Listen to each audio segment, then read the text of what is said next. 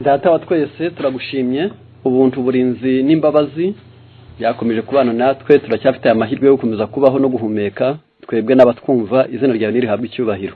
Wageneye umuntu umunezero w'ubuzima n'ubwenge n'imico myiza. Turagusabye Imana ko ngo tugiye kuvuga ku buzima burebana n'umuryango, yuduha ubwenge busobanukirwa kandi bwiza, tubyamaje mu izina rya Yesu, amen. Ku bantu bakurikiranira hafi kandi bazi birebana na Bibiliya, bakamenya n'umugambi Imana ifitiye umuntu, n'umuntu nawe akamenya neza icyo Imana yari imushakira, tugomba kumenya neza ko nta handi muntu yakomora umunezero kiretse ku Mana.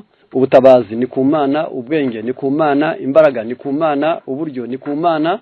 Akaba rero ari ngombwa ko umenya neza ko Imana ari cyo ari gushakira.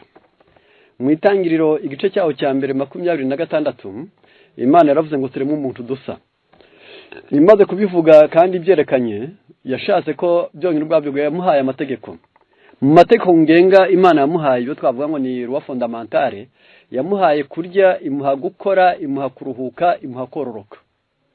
Ibyo bintu uko ari bine niyo soko y'umunezero w'umuntu wese ku isi, nubwo hari abanebwe ariko bajya banakuruhuka bagana ku isahani.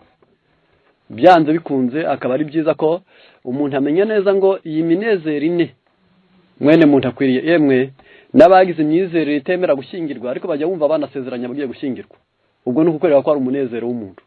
Yewe leta z'isi zashyizeho weekend kugira ngo umuntu ajye aruhuka. Umuntu wese yanga icyo bita umunebwe kuko imirimo ari myiza, niyo soko y'ubukungu n'ubukire no gukomera no kwamamara ku isi. Rero Imana muri ibyo bintu bine yageneye umuntu. Uyu munsi turavugiye kuvuga gusa ku birebana n'inkomyi zirimo, byanze bikunze ziri mu byorohe. Nkuko hose hagiye haba, yaba kurya haratewe indwara ziraza, yaba gukora habayeho kudakora bibyara kumungo kw'amagufa, no gukora bibyara kugwara ubwenge. Bivuga ngo abantu bagakora hato bakarenza imbibi, yarangiza abandi nabo bakanebwa nabo bakarenza urubibi, yarangiza abandi nabo bakarya n'ibitaribwa cyangwa se ibirenze urugero rw'ibyo bagomba kurya. None n'umuryango nawo waje kwibasirwa. Byonyine ubwabyo gusa hari imibandire mibi y'abashakanye, hari imigisha Imana yari yarageneye umuntu atakibona, hari inkomyi zibuza kugera gusohora. Ubwo rero niyo mpamvu twashatse kugera ku birebana no kororoka. Byonyine ubwabyo gusa ku bitsina byombi, ariko cyane cyane turita ku mirire gusa n'inkomyi. Turasa n'abayerekeje gusa ku bantu b'igitsina gore kugira ngo nibura aho bari hose batumenye, banatwumve kandi banatuzirikane, tuzi neza ko mu by'Imana yashakiraga umuntu harimo icyo bita umunezero. Mu Migani igice cyaho cya mbere umurongo wa 3 n'igice cya 3 umurongo wa 7-8 haranditse hagira hati, niyihesha ubwenge bw'imigenzereze no gukiranuka no gutungana n'ubutabera. Ubwo ni Migani igice cya mbere umurongo wa 3. Yagera mu Migani 3 umurongo wa 7 ho akakubwira hati, ntukishime ubwenge bwawe uyobaho Uwiteka kandi uve mu byaha, bizatera umubiri wawe kuba mutaraga ukagira n'imisokoro mu magufa yawe. Umuntu aba agomba kumva kandi agasobanukirwa. Dusubije amaso inyuma, Imana ijambo tudashobora kurambirwa nawe udakwiriye kwirengagiza, ni uko Imana ikwifuriza ibyiza byose bya none n'ibyiteka ryose. Muri ubu buzima bwa none ishaka kugira ubwenge, muri ubu buzima bwa none ishaka kugira amagara mazima, muri ubu buzima bwa none ishaka kugira imico myiza. Ngo ubwenge bukuyobore, icyo ni kimwe; amagara mazima gushimishe, icyo ni cya kabiri; imico myiza gutera igikundiro mu isi.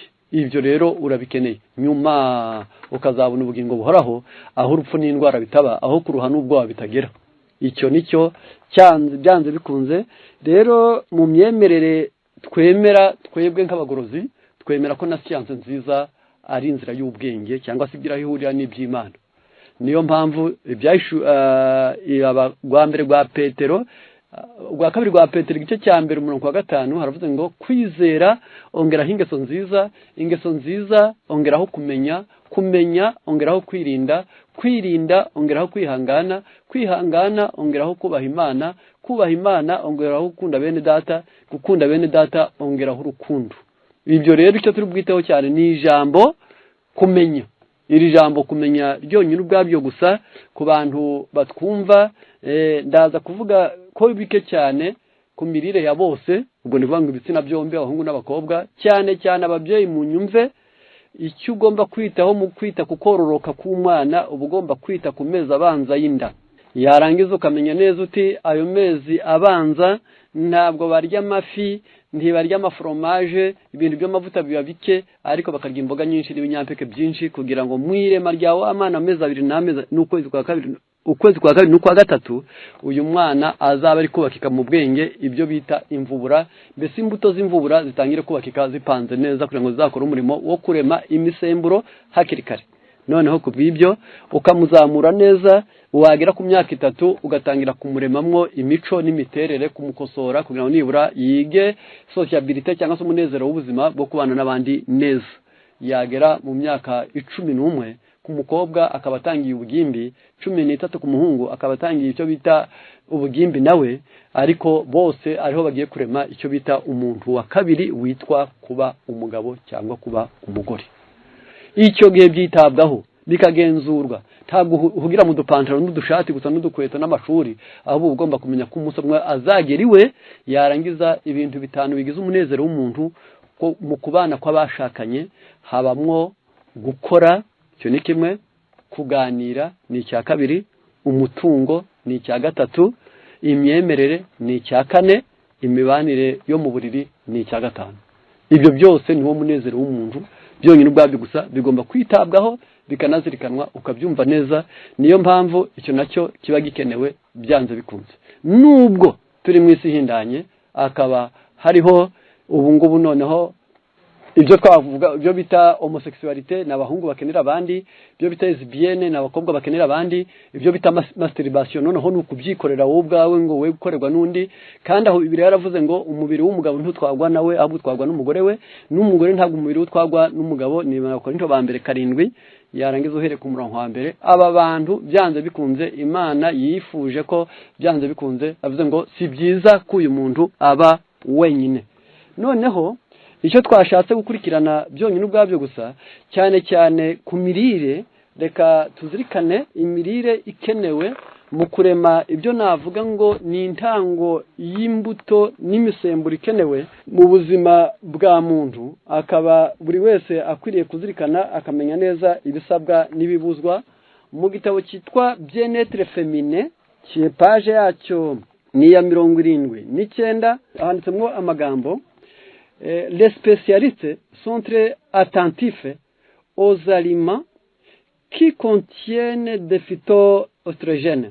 Akaba rero abaganga bo mu rwego rwo hejuru bakunda kwitondera ibirebana n'imirire yaba ifite icyo kintu cyatuma haremwa imisemburo yo kuyobora cyangwa se gukoresha imyanya ibyara, aha muri appareil reproducteur cyangwa se iwabo w'ikiziba cy'inda. Hariya navuga ngo ni kapitale ya kabiri, kuko impamvu nyita kapitale ya kabiri nuko mu bwenge habanza iyo hakoze neza na hariya hagakora neza isoko y'umunezero w'umuntu ibigize. Navuga ngo kimwe ni wakita capitale administratif, icyicaro gikuru cy'ubuyobozi, niyo bita commercial cyangwa se cy'ubucuruzi. Yarangiza ibi byombi bikwiriye kuzirikanwa nk'ibintu byiza, yarangiza bigomba kwitabwaho. Dore imirire ikwiriye ababyeyi, abagabo, abagore, abasore, inkumi, abubatse bagomba kwitaho mu ngo zabo.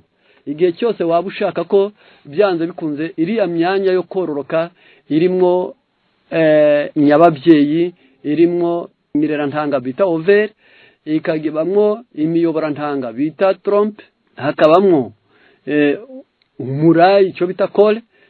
Mbese byanze bikunze iriya myanya igomba kubahirizwa. Dore ibyo kurya ikeneye: carotte, chou frere, brocoli, petit pois, haricot sec, soja, raisin.